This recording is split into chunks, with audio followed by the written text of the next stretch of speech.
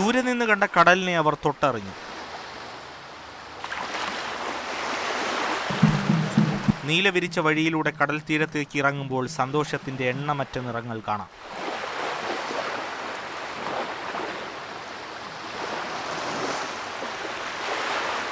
കണ്ടുനിന്നവർ കൈകളായി കരുതലായി.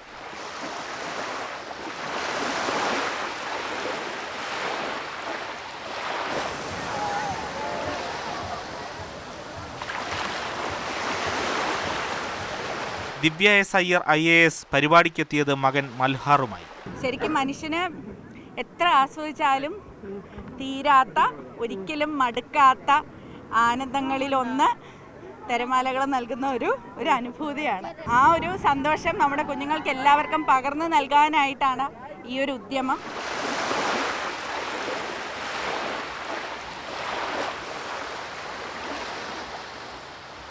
ആറാം പ്രാവശ്യമാണ് Udayasamudra group of hotels പരിപാടി സംഘടിപ്പിക്കുന്നത്. മാതൃഭൂമി ന്യൂസ്, തിരുവനന്തപുരം.